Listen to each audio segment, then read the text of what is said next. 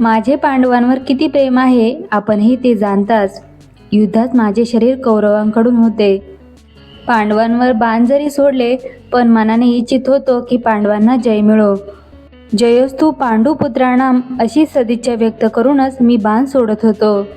भगवान श्रीकृष्ण म्हणतात, पितामह, आपण मनानेही पांडवांकडून नव्हता.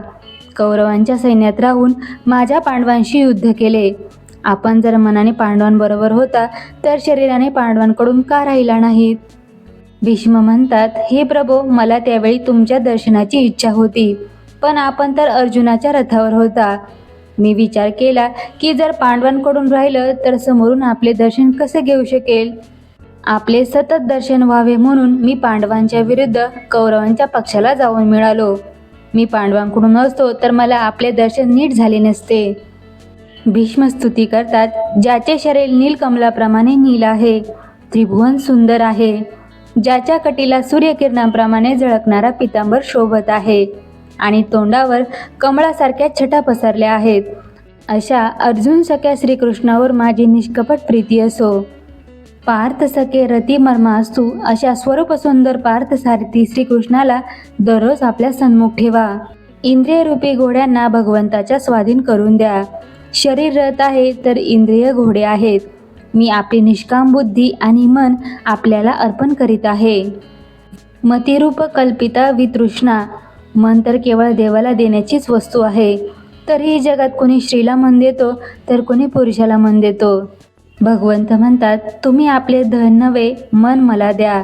भगवंताला युद्धाच्या वेळी रणांगणावरची भीष्माची विलक्षण मूर्ती आठवली. त्यांच्या मुखावर घामाचे थेंब झळकत होते. केसांच्या जटा घोड्यांच्या टापांनी उडवलेल्या धुळीने भरलेल्या तोंडावर लोळत होत्या.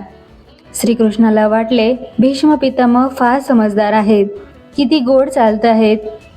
जीव देवाला जेव्हा काही अर्पण करतो तेव्हा देवाला मोठा संकोच वाटतो. सुंदर कवच धारण केलेल्या श्रीकृष्णाला माझे शरीर, अंतःकरण, आत्मा अर्पण हो.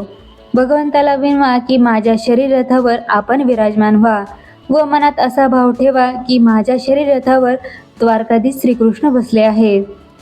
शरीररूपी इंद्रियांचे घोडे जर माझ्याकडून आवरले गेले नाहीत तर देवा, ते तुम्ही ताब्यात घ्या. मी लगाम तुमच्या हाती दिले आहेत. माझ्या इंद्रियावर तुमचा ताबा असू द्या. माझा रथ निर्विघ्नपणे पार करा.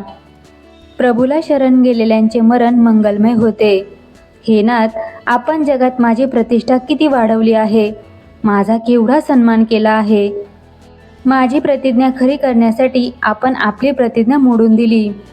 न धरी शक करी मी, अशी प्रतिज्ञा भगवान श्रीकृष्णाने महाभारताच्या युद्धावेळी केली होती. भीष्म म्हणतात, मी गंगापुत्र आहे. मी तर असा लढेन की भगवान श्रीकृष्णाला अख शक धारण करावेच लागतील. मी त्यांना अस्त्र धरायलाच लावील.